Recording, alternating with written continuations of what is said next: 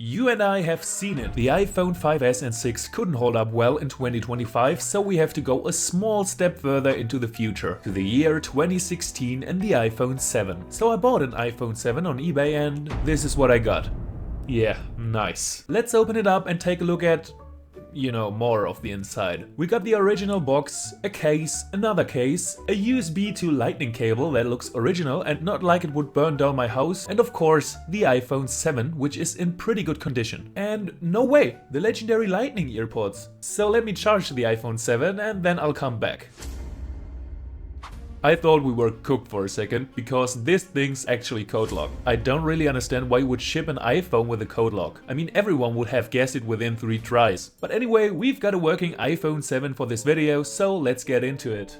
First impression when you hold this in your hand, it feels thinner and at the same time more luxurious compared to its predecessor. Because I don't own an iPhone 6s, I will demonstrate this with the iPhone 6. But you can trust me, they look almost the same. So just for your info, this is the iPhone 6 and this is the iPhone 7. 6, 7.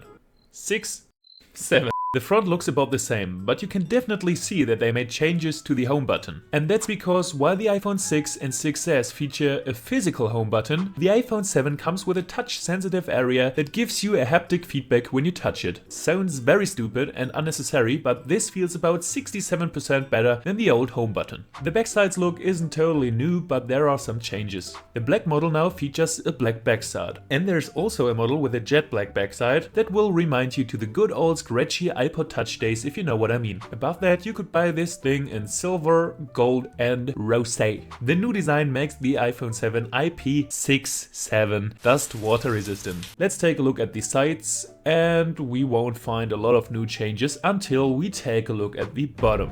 Yep, the headphone jack's gone. A lot of people were pretty pissed about this back in the day, but from today's point of view, it wasn't a totally dumb decision. Of course, the solution with this beautiful thing, the so-called dongle, and the lightning headphones wasn't the best, but many people switched to Bluetooth headphones, which is totally normal today 10 years later.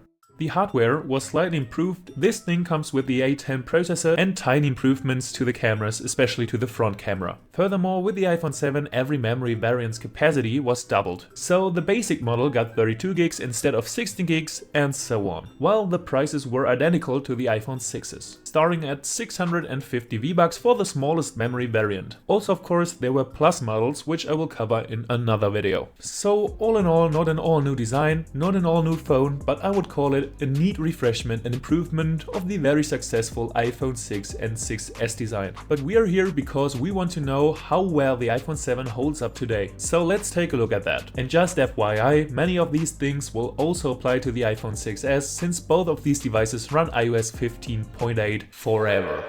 Okay, I will not beat around the bush, I was surprised. While the iPhone 5s and 6 are pretty much e-ways today on the latest supported iOS, which is iOS 12, the experience using the iPhone 7 today couldn't be more different. The OS runs very smoothly without screen freezes, lags or even huge waiting times. And even the multitasking is surprisingly good. Only exception were some games. Yeah, you heard me correctly, you can install games on it. And quite a lot of games, even popular ones from today that were developed when the iPhone 7 and iOS 15 were already pretty outdated, like Pokemon Pocket TCG for example. Let's open this pack real quick.